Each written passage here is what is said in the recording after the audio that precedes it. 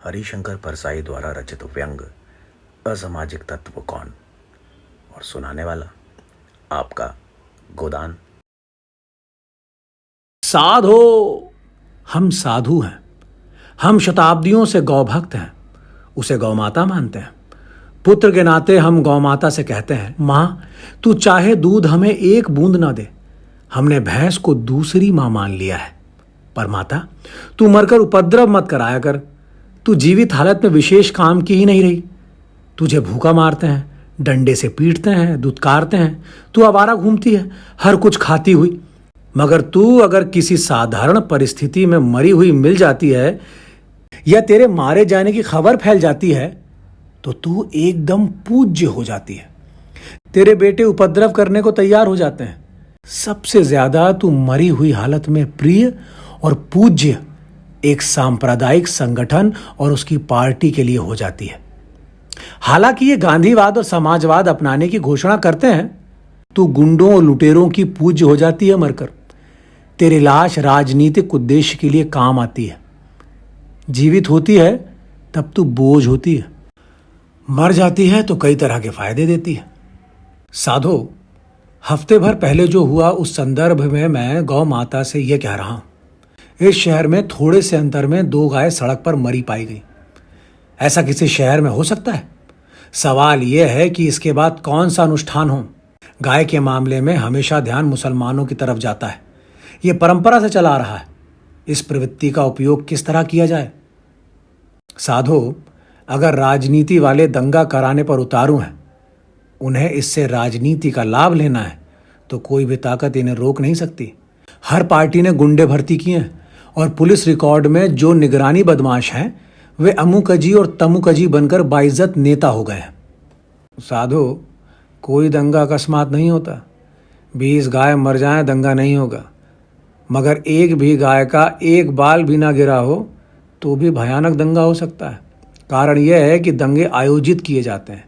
इसकी एक विधि है, इसकी व्यवस्था है। भिवंडी के दंगों की तैयारी 3 महीने से हो रही थी। उत्सव है विवाहसरी का, कुंडली मिलाई जाती है, वर दिखाई वधु दिखाई होती है, दहेज तय होता है, टीका किया जाता है, मुहूर्त तय होता है, निमंत्रण पत्र बांटे जाते हैं। तब बारात आती है और आतिशबाजी होती है। आतिशबाजी एकाएक नहीं हो जाती। इस मामले में 2 गाय मरी पाई गई, मगर घंटे भर में यह अफवाह फैल गई कि 40 गाय जगह जगह मरी पाई गई।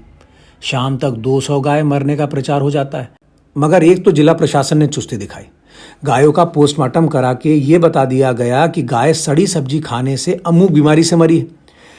वेटरनरी कॉलेज का नाश हो, जहां प्रयोगशाला में पेट चीरकर मरने का कारण पता लगा लिया। गौ माता की बीमारी का पता लगाना बड़ा पाप है। शाम के अखबार में अधिकृत रूप से छप गया कि गाय कुल 2 मरी हैं। ये बीमारी से मरी हैं। इनमें एक गाय मुसलमान की है। साधो, ये और मुसीबत की मुसलमान की गाय मरी। इससे उत्तेजना की संभावना कम हो गई। मगर जिन्हें दंगा कराने का लंबा अभ्यास है वे तत्काल दंगा भी करा सकते हैं। उन्होंने शैतानी भरी बात फैलाई भी थी। मगर इस अभागे शहर के आदमी इतने पतित होकर संतुलित और समझदार हो गए हैं कि उत्तेजित नहीं हुए। हुआ ये भी कि जो पहले दंगा भड़काया करते थे उन्होंने अपनी दुकानों के शटर फौरन नीचे कर लिए। कारण ये कि इन कुछ वर्षों में युवक, खासकर छात्र नेताओं की एक नई शक्ति का उदय हुआ। ये रोड ब्लॉक और चक्का जाम कराते हैं। पेशेवर गुंडों से ज्यादा इनका डर है। ये बीच बाजार में चक्का जाम करवा देते हैं। ये जानते हैं कि 2-3 किलोमीटर दूर की बस्तियों में कुंजड़ों, पिंजारों, रिक्शे वालों को मारने में क्या मिलेगा। माल तो गौ माता के भक्तों की इन दुकानों में है, इन्हें लूटो। साधो, हास्यास्पद और कारुणिक दृश्य था कि ऐसी घटनाओं पर पहले जो दुकान के पट्टियों पर खड़े होकर विशेष संप्रदाय के खिलाफ शेर की तरह दहाड़ते थे, वे इस बार शटर बंद कर भीतर डरे हुए चूहे की तरह बैठे थे। वक्त के तेवर कितने बदल गए हैं।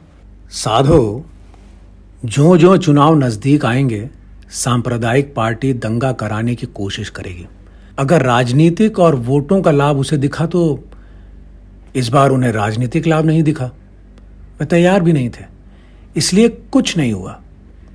पर जब वे कराने पर उतारू हो जाएंगे तब करा देंगे। ये देश भर में पिछले वर्षों हुए उपद्रवों और उनकी जांच कमीशनों की रिपोर्ट में सिद्ध हो गया है। साधो एक शब्द है, असामाजिक तत्व।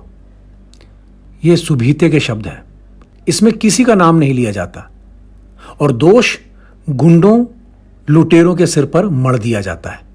अगर कोई दंगा ये गुंडे शुरू नहीं करते, इनका काम दंगा शुरू होने पर चालू होता है।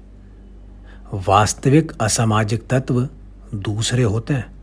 ये इज्जतदार लोग होते हैं, सफेद पोश होते हैं, हमेशा नम्र रहते हैं, हर एक के सामने झुकते हैं। ये शरीफ लोग होते हैं। इनमें जो सांप्रदायिक नेता है, वास्तव में असामाजिक तत्व ये है। इनका सारा काम अंधेरे में होता है।